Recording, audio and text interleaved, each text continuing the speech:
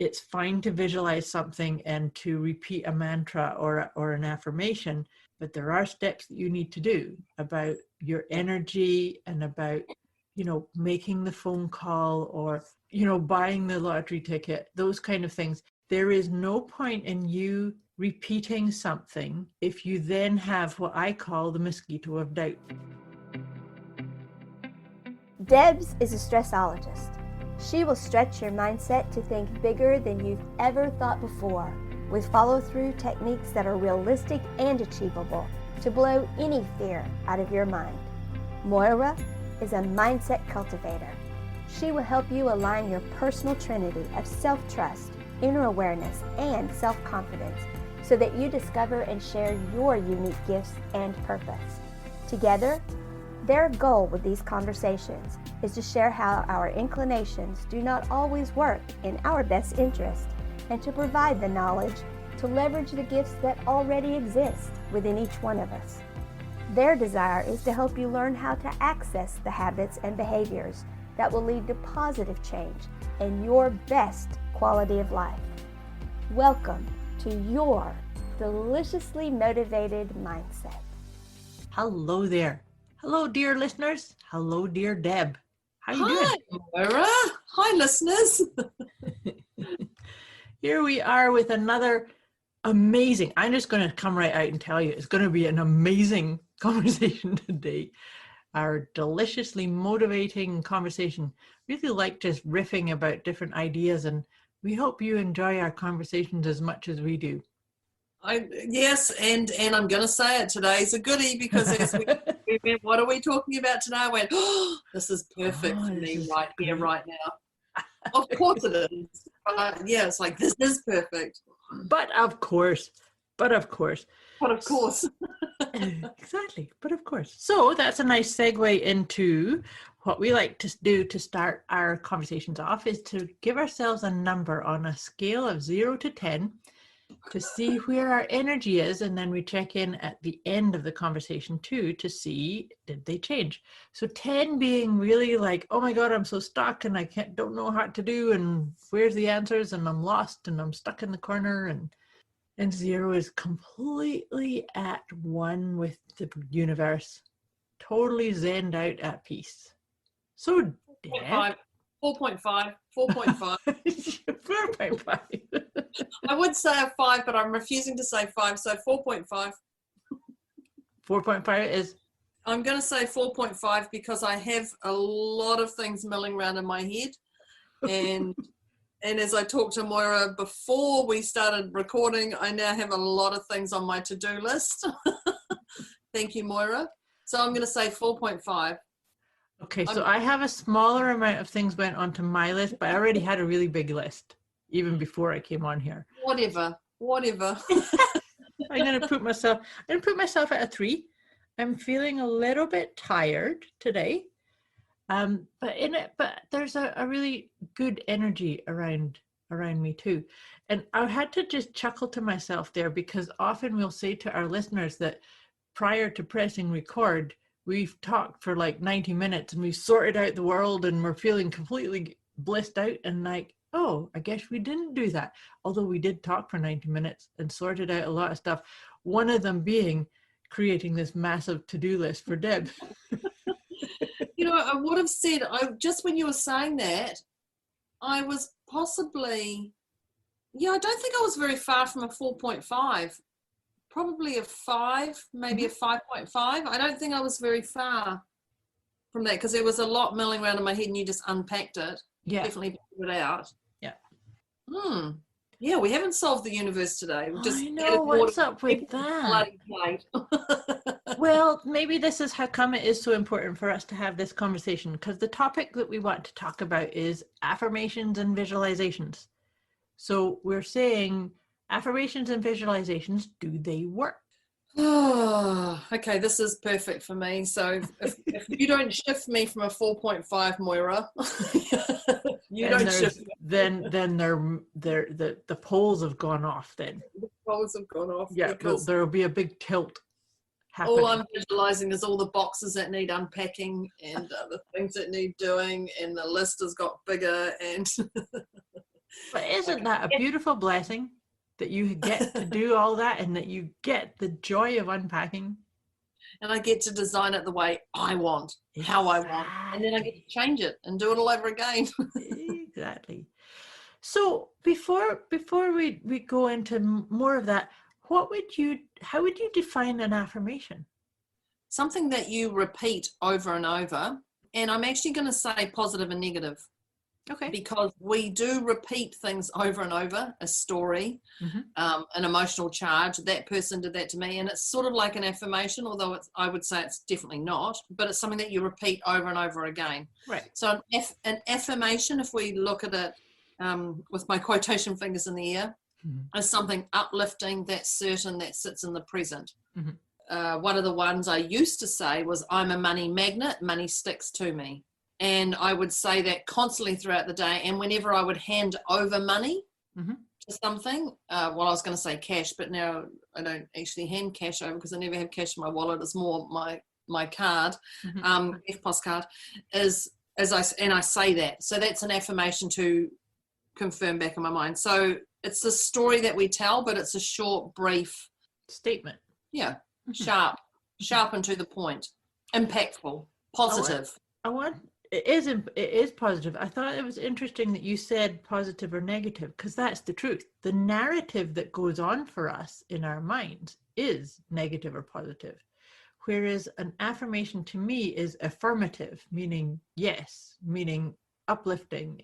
It's affirmative of what we want to create. But the reason we are saying affirmations and visualizations, do they work, is because I've had many conversations with people over the years who have said, oh, affirmations, I've tried them and they don't work.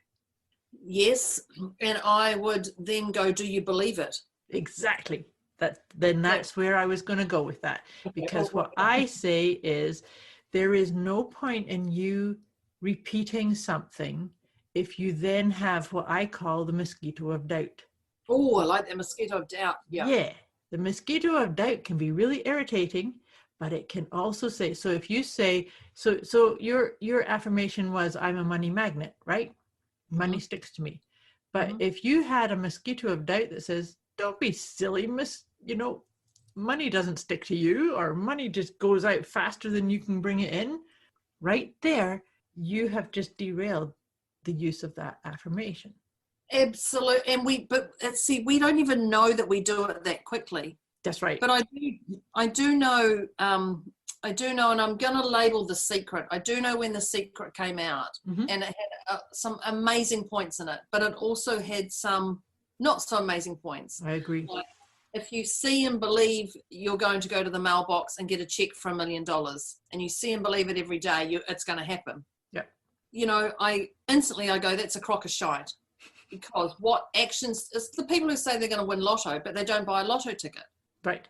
So, I'm going to win lotto this weekend. Oh, I'm going to win lotto. I'm like, well, or you call it lottery. And lottery we do, yes. Yeah. So, and it's like, well, did you buy a ticket? Well, no, I forgot. Okay, so you still believe you're going to win lotto? Yeah. And it's that whole scenario of affirmations, belief, certainty, but there's got to be a bit of kick of action behind it. Absolutely does. And so to me, an affirmation, so this is a good example, is the idea of winning the lottery.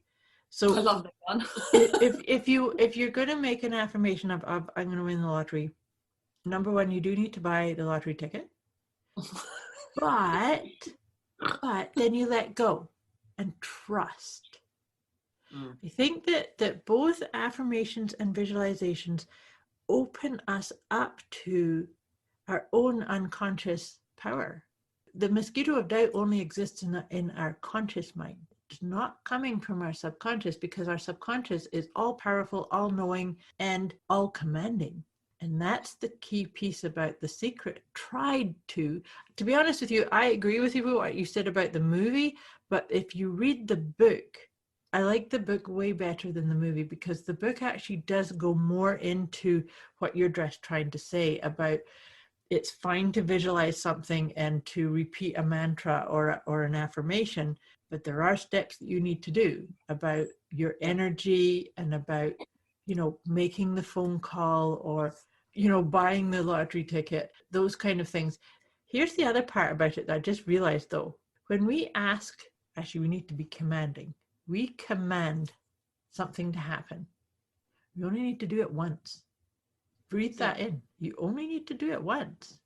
So that it's like having a genie, like a magic genie. You rub it and you say, I claim this, I command this. Well, it gets answered. Now your job or your part in the equation is to get happy. Raise your vibration, be happy, enjoy what you're doing. And then it's like your own vibration comes up. And it's like maybe it shows up in slightly different way than what you asked for. So let's say you say, I want a Tesla. I want to drive a Tesla car. And the universe says, well, here's a Lamborghini. You're like, no. And you're like, no. So, but maybe the Lamborghini is the ticket for you to sell to somebody so you can go and be in the right place at the right time. So that's the thing about when we get into the dialogue of no. It's like, that reminds me of a silly story about somebody who was late for church, I think is the story, late for church. And so they're driving and they're going, please, universe, make a car parking spot open up. And they're driving, looping around the block of where the church was. No parking lot, no parking spots. Until the third round, a parking spot opens right up, right in front of the church. And so the person goes, it's okay, God, don't worry about it. I've just found it.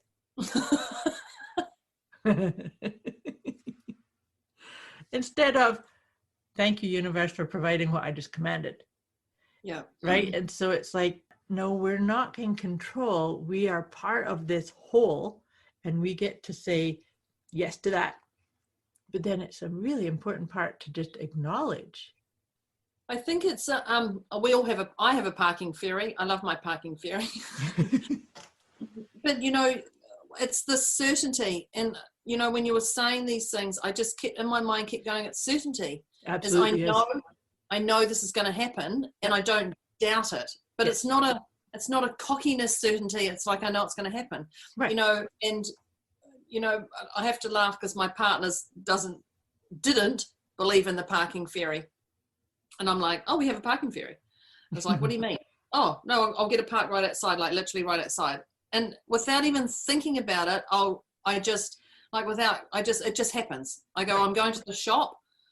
Gosh, I know it's going to be busy because TV has said it's going to be. And I'm like, oh, I'm going to get a park right beside the wheelchair access car park. It's going to be wide. It's going to be perfect. I can whip in and out. It's going to be no problem. And I just know that. And it's a knowing and it's a certainty from that. Mm-hmm. And I just randomly just pull up and there it is. Like, well, not randomly but I know it happens. And I get the best parking spots, but I don't do an affirmation that every time it's going to happen, because I just know it's going to happen. Right. And I let it go. And I remember one day my partner was like, you're not going to get one. And I was like, I'm going to show you. And it was the one day I didn't get it. Right. And I guess that's because my ego was like, I'm going to show you my certainty outweighs your doubt, blah, blah, blah. And I didn't get it. And I was like, man, that's annoying. But I was so determined. And so I was functioning on desperation rather than it's going to happen. I know it's going to happen.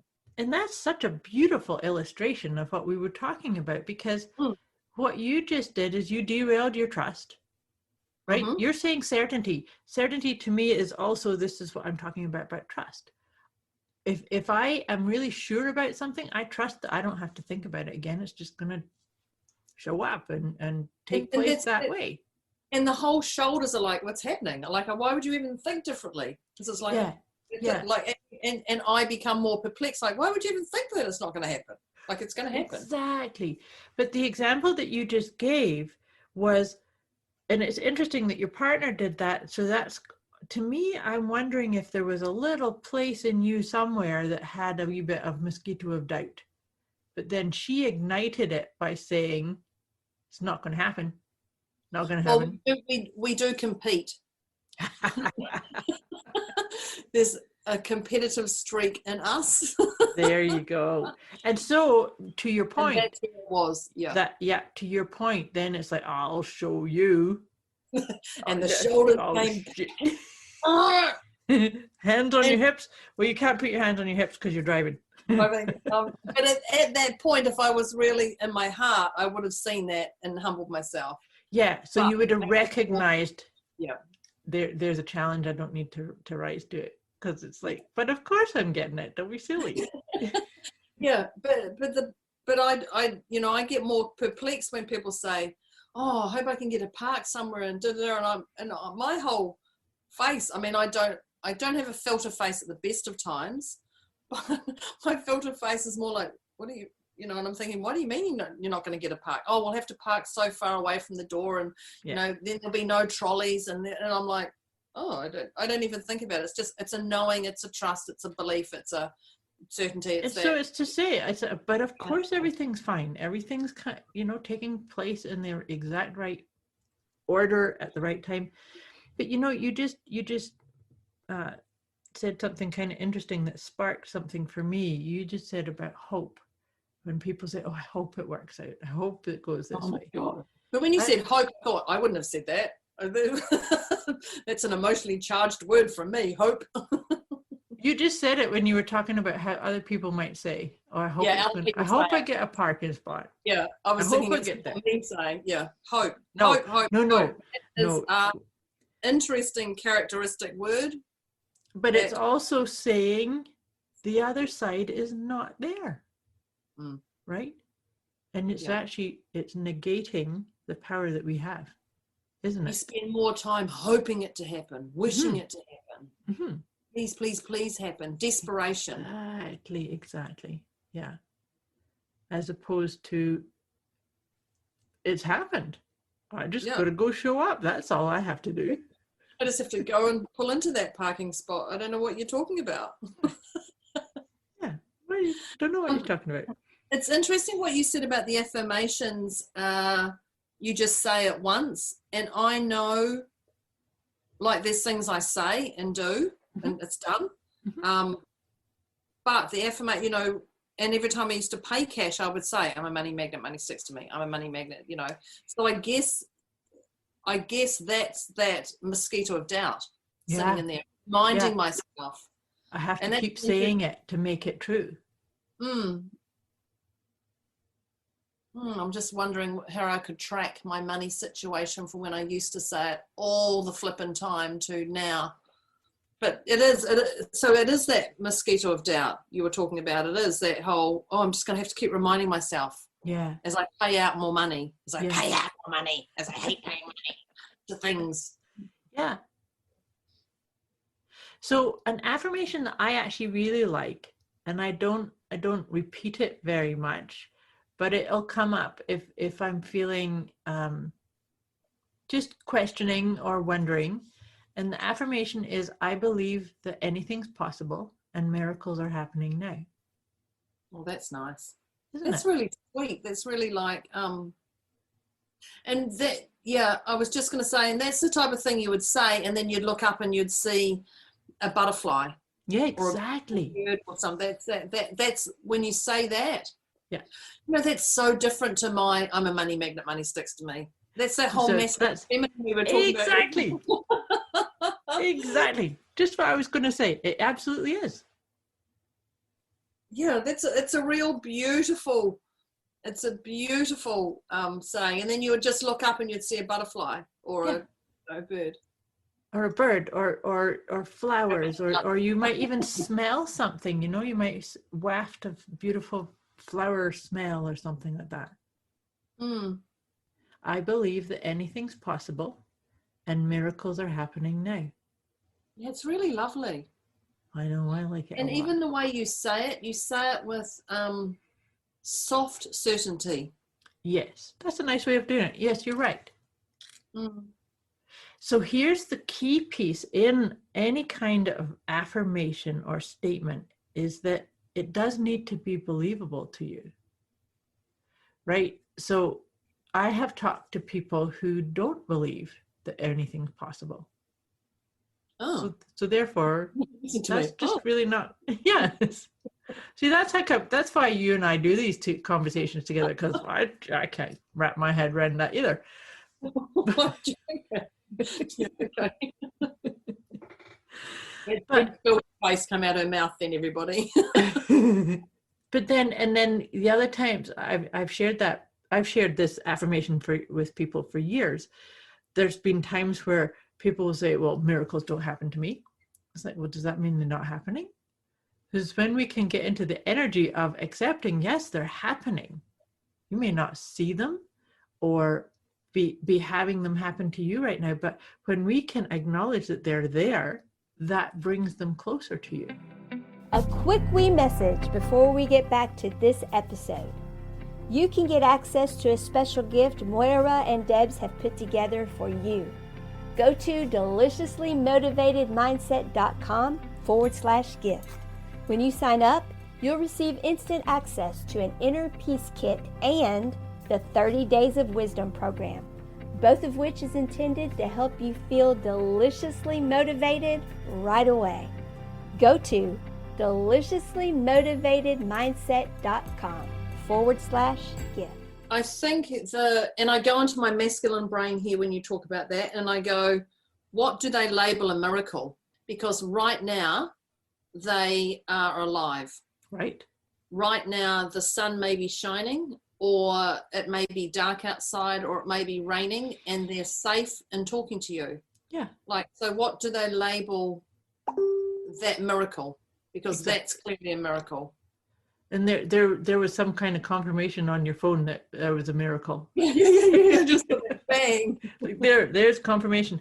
And absolutely, I love that you said that, because that is so true. Because maybe the miracle is that I can go to my kitchen and turn on this lever and have water pouring out. That's a miracle. Yeah.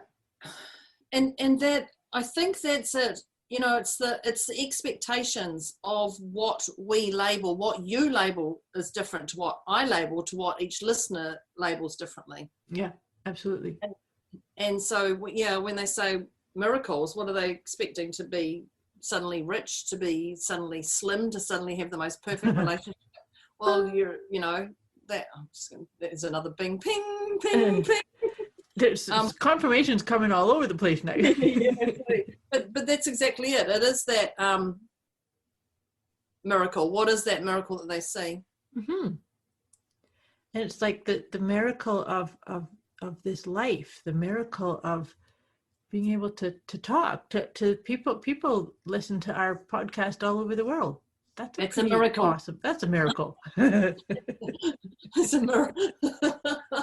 It's a miracle Moira and I got together, because last week we didn't. That's right. In fact, the week before we didn't either. But yes, it's those, and it's count your blessings. Even just love the little stuff. Yeah.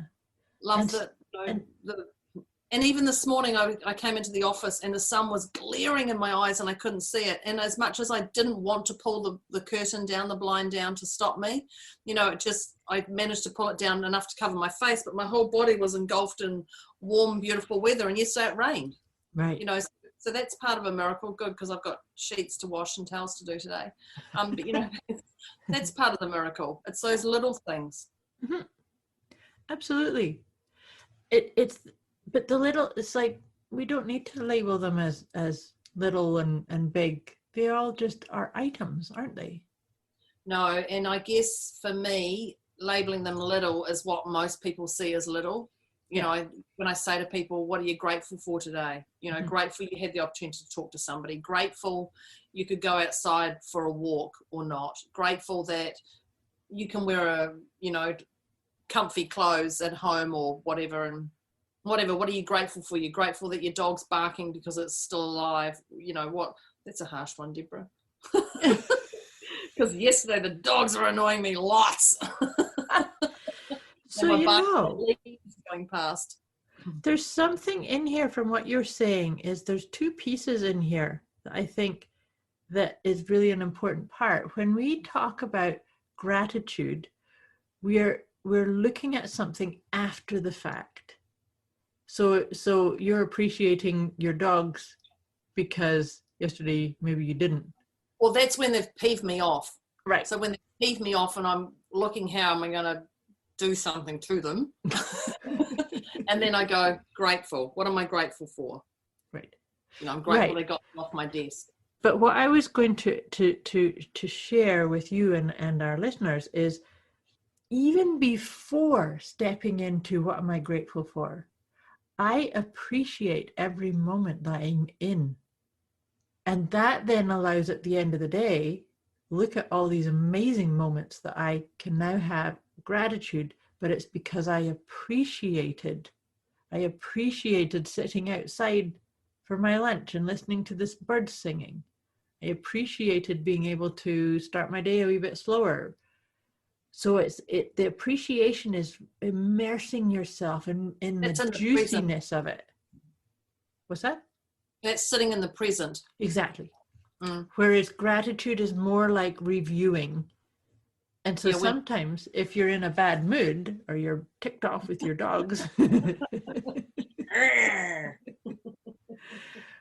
but maybe even that being upset and irritated, what can you appreciate while you're in there? And Deb's looking at me like, what on earth are you talking about? No, how can I appreciate feeling pissed off? I actually went there yesterday when I was frustrated with the dogs, and I was sitting at my desk, and I actually thought to myself, gosh, I need to get up and have a stretch, because you've sat here for too long. You're going to get seat sores. This is my internal, which you're clearly not going to be, and I'm clearly not going to sit there for a whole week. Anyway, and I thought, you need to get up. And then the dogs went frantic. So I had to get up and move. And I was like, far out, I've got things to do. Frustrated. And I got up and I moved, and I hightailed the dogs back inside. They had to dry them off because they got outside. They opened the door. I was like, first world problems. And then I sat back down, and I was like, actually, that was good, because I need to get out of my chair. And then I went, actually, Deborah, you asked for that. That's right. You created it. That's right. So I created. That's beautiful. Yeah. So that's where I went just then when I was looking at you blankly. I was like, that actually happened. That's right. And you said that to yourself yesterday. And so you asked for that, but you didn't take action on it. So the dogs jumped into your story. Yeah. And we'll make you do that. Yeah, exactly. Be careful what you ask for, because if you don't action it, you'll be made to, by your own self, of course, right? Or the two dogs. But that's also part of the visualization as well, because I also go into, I wanted to stand outside and just appreciate outside. Right. So, I could see that happening. And it bloody did happen, just not in the way that I'd visualized enough, because I wasn't clear enough in what I wanted. No, that's not what I asked for. I have to be clearer. But no, visualization is such a powerful place to step into. Helping people actually create that sense of balance or harmony. Like if you've got dogs getting all upset, or people around you getting upset, you can actually visualize calmness. Yeah. And then you can speak from that or to that, as opposed to reacting and getting triggered, or, do you know what I mean? So it's like visualizing the best outcome. And so I am naughty, but not naughty. So sometimes you go somewhere, I know we all know I'm naughty and not naughty. Sometimes I'll go somewhere and someone will be losing their shite in a shop or something like that. And no. It's not me that time. And often I try not to giggle as the first initial, and then I'll go, oh my gosh, that poor person is, being shafted or whatever. And I'll go into that and I'll just stand there and I'll visualize love hearts coming out my chest. Nice. To them, like the bow and arrow, shooting them with love hearts. And I'll just stand there and I'll take on the energy, and I'll just visualize shooting them love hearts, and I'll just stand there present, and I won't think about anybody else or what I look like or anything. And it's quite fun. I encourage people to try and do this if you feel like it, but you've got to let the old ego go, and don't worry if it doesn't work, but it will. And you just see them, and all of a sudden they start to calm down. Yeah. because all of a sudden you've started visualizing that they're okay, they're breathing, they've got their hand on their heart virtually, they're doing this, they're okay, they've got support around them, they can now talk clearly to that person. And I used to do it a lot. I don't do it as much now because people don't lose their shite as much. But I'm saying that I'm probably going to see something today. But Just to prove you. Prove it to you. Something I do with visualization is a different visualization that Moira is talking about. But as I visualize that, I'm sending them love. And I like it. That's beautiful. I do something similar. I don't necessarily see the love hearts, although I love that. I think that's an awesome thing to do. Yours would be purple love hearts. Mine would be red. Yeah, see, purple. It would be purple love hearts. Actually, that's funny. As a sidebar, I always remember doing an energy healing session on a client, and after I kind of ended the session, she looks at me and she goes, "Even your energy's purple." Like, and you're telling me? Duh, of course it is.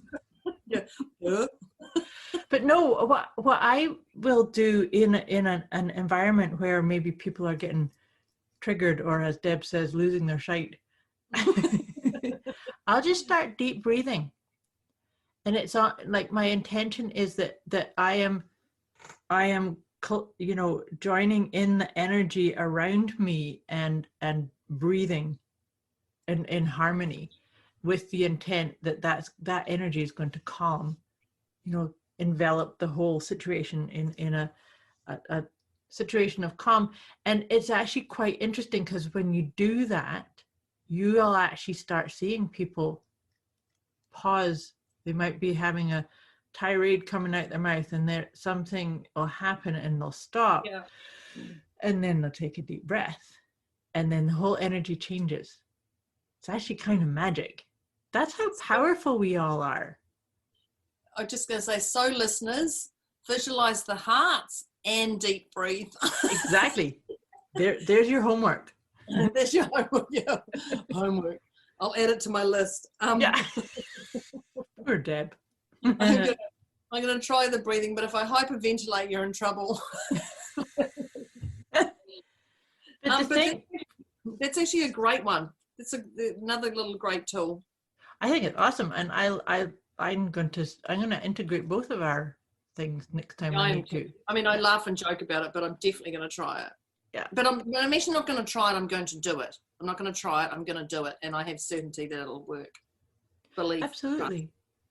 So that technique too, like you were saying, like I can think of times where I've had clients come to me and they're telling me the story of what's going on, and they're really, really upset, and I'll let them, communicate and tell me the story of what's going on. But the very first thing I want them to do is start breathing. But the whole time they're telling me the story, I'm visualizing the absolute best outcome for them. So when they take that deep breath, they're actually breathing in the essence of that energy that I've kind of envisaged as a bubble around them. Yeah. And that's the power of visualization too. It's like that to me, it's like you were talking earlier in our conversation today about the certainty. I have complete certainty that is being the highest benefit to people. So it's like sometimes when you tell somebody a solution, somebody comes to you with a problem and you say, well, here's the solution, and they go, oh no, that wouldn't work. And then do you just go like, but then you, like for me, yes, that happens. And then they go, oh no, I couldn't do that. And I'm like, why? Like I get really perplexed and like, well, yes, it's going to work. Why would you even doubt that? So for me, I would just say, okay, because it won't work for them. Work for me, may not work for them. So in that situation, I am still going to visualize it working for them. And then it's up to them to reach for it when they're ready. It's not about me saying, of course you can do it. Yeah. Yeah, well, I would possibly go, really? Okay, well, don't ask. Depending on my mood, of course. But of course. But truth be told, there are some people who think they want the solution. But in actual fact, they're quite identified with the problem. The black and white thinking. Yeah, and so that's really when I see situations like that, I just think, okay, there's an example of that. At some point, they may release enough or break the armor around them to say, no, I'm ready. I've talked about it long enough. I'm going to do something about it. Right? Yeah, it's just, yeah, I've got some more work to do added to my damn list. Oh, no. Oh, no. No, I think the thing is, and I go myself, I hear this and I go, oh, I've got to do that. And then it's like, no, you don't. You just, it'll just come naturally. Yeah. It will just come naturally into, oh, when this happens, just try this. Yeah. Or not try this, do this, just do this. And it is that believing anything's possible. That's right. Anything's possible. And then coming back into this thing of trusting. I trust that I'm going to recognize the right thing to do at that when anything comes up. It's not like we have to sit here and rehearse every potential situation that we're going to get into. It's like, no, I know that I can deal with whatever shows up for me. And then letting it go. I know that I can do this and it's done. Yeah. Exactly. As opposed to I can do this and then having the mosquito attack saying, well, how are you going to do that? What do you have to do? You can't do that. You remember the last time you tried this, it all screwed up. Yeah. And I was thinking about the visualizations, and I know we're gonna have to wrap this up in a minute. But visualizations, quite often people have said, here's my what do you call those things? Those boards on the wall? Oh, vision boards. What do you call them? Yeah, those vision boards on the wall, and they'll have a house in there, or they'll have a car, or they'll have something, and quite often they'll do it once and then they'll put it away, or they'll pack it away, and then 5 years later they'll find that box and they'll pull it out and they'll go, oh my gosh, I've got everything on there. Right. And that's also just another part of the affirmation, not repeating every day. It's just like, oh, I know I'm going to get that, and that's it, done. Yeah. And then they go, oh my God, that's actually my house. Right. It wasn't even done yet, or that's my car. I've got all that stuff. Wow, I didn't know. So you do it, you put the details in, and then you move on and you let that go. And then you immerse yourself into what it is that you have to do right in front of you and experience the things and knowing everything else is being taken care of. Yeah. That's a beautiful way to wrap that idea up. And you're right, it does happen. It's funny, I've created many vision boards over the years, and there's that you wouldn't believe how many times I go back and go, oh, yeah, check. Well, I just did my first one this year, but I had done one on one of my computer devices, and I had it as a screensaver. And just the other day, I lost it, and I went, "Oh my God, I love that!" And then I went, "What was on it?" And there was a car, there was a watch, there was some other stuff, and I went, "Oh my gosh, I've got all that." So there you go. You didn't need it anymore. Exactly. So then I'm like, oh, and of course I lost it, because it's time to redo another one if that's what you want. But yeah, I had to giggle. So now I've got my great auntie Floss with me, and her who's passed now. But I've got her on my thing, and I think that's really lovely every time I come in and see that. Nice. Instead of seeing the car or the watch. Yeah, it's lovely. Yeah. But anyway, we must wrap this up, because otherwise everybody knows that Moira and I will just continue talking. So yes, of course. Yes, and so now where are you, Moira, on your on my scale? So I think I said I was a 3 to start with. Yeah, I think you were a 3. Yeah, 3. Yeah. What number are you now? I'm going to say I'm at a 1. I'm at a 1. You're at a 1. Yeah, I'm feeling pretty good. Yeah. I have a lot of things on my to-do list too. Yeah, but I'm the one who's writing things down as we talk. Actually, I only wrote down, I believe anything's possible. That's the only notes I wrote on this one today. Good. And for me, I'm going to say I'm a 2.5.